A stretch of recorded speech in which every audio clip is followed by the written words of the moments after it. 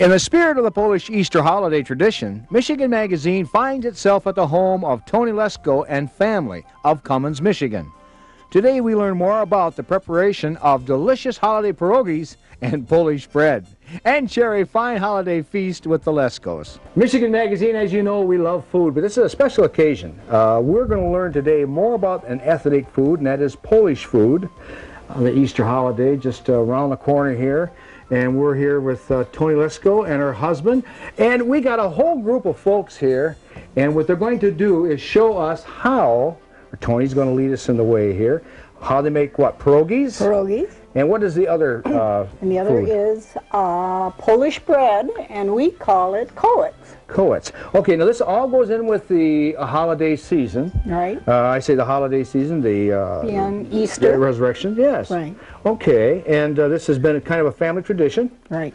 All right, now everybody's got their little chore to do to make this thing work. So introduce us to your kids and your husband. Start with your husband and the rest of the family first. Okay. My husband Al. Hi, Al. Hi, Albert. Albert the third. Albert the third. It's kind of crowded here, I tell you. And Bruce. Hi, Bruce. Nice to meet you. Nice to meet you. My daughter Star. Hi. Now this is my son-in-law Tom. Okay. Maple. It looks like he's going to work the dough or something. Oh, absolutely. And what we got here? And this is our grandchildren. It's our third generation. Third generation, and passing these. And they could do it without us. They could, but they were taught by you. Right. Certainly. And this is Alicia. Hi, Alicia. And Albert the fourth. Hi, Albert the fourth. This has been kind of a family tradition, right, Tony? Oh, absolutely. And so we've you're been doing married 40 years, so we've been doing it at least 40 years. At least Plus 40 years. The custom came from Al's family in Pennsylvania. Okay. The whole family's going to get into this act, and they're going to have their own little piece that they put into it, and to make it work. We just, when it gets ready, we all get going, and you never know who's going to be where. Everything's all set to go, and so what we'll do now is just disperse, I guess, and then let everybody do their thing for a great holiday meal, and that is for Easter. Well, Tony, this is a family tradition, but can you go back a little bit and tell us what this meal is called and how you prepare the meal? And I'm told that you'll prepare this, but it won't be served until tomorrow. Right. Give us a little bit of background on this now. Okay, what happens And what it's called. What is it called? This is a very hard part for me. It's called Vishunka, and each Polish generation pronounces it a little bit different. I've never learned to master it. We just know it's our Easter. It's your Easter. Okay. And what we have done in the past is on Saturday, we prepared all this food, and then we would go to our church and have it blessed. And have it blessed, We make our basket, and there is a traditional way you put the basket together. And the children and I would go to church and have it blessed.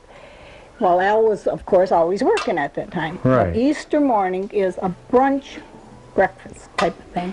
And all the food has been prepared the day before. So it is not a chore that morning. Now is the work.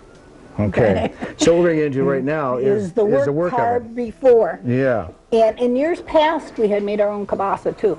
But as we've gotten older and it takes more time. Right. And not everybody raises hogs and cows today or chickens like they used to back in years gone by.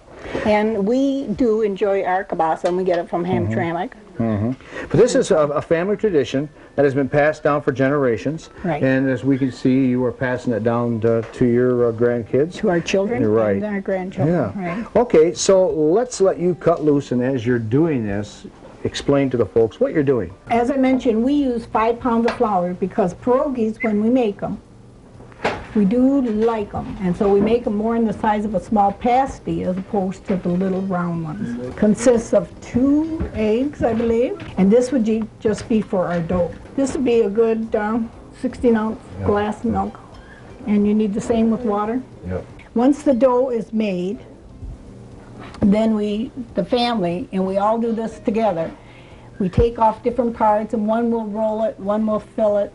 Then they must be boiled. And when we put them in the boiling water, and once the boiling water, to put them in, they'll float to the bottom. When they're ready, they float to the top. What are you doing, Bruce? This is boiled potatoes. Now these boiled potatoes are for the pierogies. For the pierogies, correct. Okay. All you gotta do is skin them, peel them, then boil them, just like for anything else. 10 pounds of potatoes. Right. Okay. So you mash them up a little bit, and then you add all the goodies that you're gonna put in there as you're going, such as the cheese. Oh, you add your cheese in there? Right. Oh, okay. And there should be onion here somewhere. Yes, but we didn't. Okay. Well, How much cheese do you add to your 10 pounds of potatoes, or you just do it by feel, or? Usually about 2.5 pounds. To 10 pounds of potatoes. So 10 pounds of potatoes, right. After all the ingredients for the filling have been mixed well, and the dough rolled out just right, the entire family begins to fill each section dough. Then the pierogies are boiled in water until they float to the top. Then placed in a large pan that has been spread with butter and sautéed onions. Here they are left to cool, then refrigerated or even frozen for use later. Or they can be fried and eaten now. While the family was busy with their different jobs, Tony quickly explained to us the ingredients of the koets, or Polish bread, which had been prepared the day before. And that it consists of regular bread dough with the yeast to rise. Only difference is we roll it out and put it on a cookie sheet. Then I will also make one small round loaf of bread for Easter. And that is symbolic of Easter. It's a blessing, and that is the one we ordinarily would have taken to the basket to take to church to have blessed. Okay. So with these koets, we would boil and wash the potatoes, as it says, but add a little milk, a little salt, cubed sharp cheese, and we put 3 pounds down. Here again, we use recipes that will last. Yeah. Anybody else would probably want to cut them down, but we use 5 pounds of flour in this one too. And after it's all mixed together, you just put a little Okay, right. Then we go ahead and put on greased and flour sheet, put the bread dough, and then on the top of the bread dough would go the same filling as like the pierogies. Okay. Finally, the time came to taste test a fresh hot pierogi. Looks good. Here we go. It'll be hot.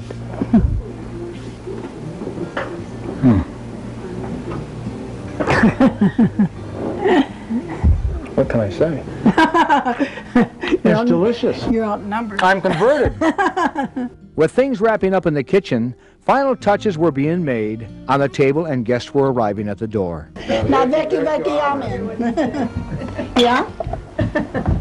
Now, Becky, amen. Come. These are our friends, Jenny and Bill Bush and Genevieve Merrick. Come to help celebrate our Easter with us. Finally, with all present and seated at the table, Tony told us of another Polish tradition. At this point, we have an egg that the head of the household, the father, passes on to each of the children and attending guests. And it's symbolic of our Easter tradition that we all take the egg. And that is a part of the new life, too, of Christ. And with the egg, then when the egg is passed, then we will share the egg with each other and exchange good wishes and to enjoy a hearty, healthy, happy Easter and a very good year.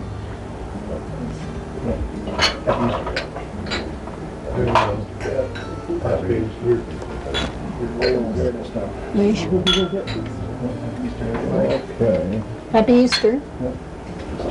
Good health. Good wealth. May we be here together next year. God bless.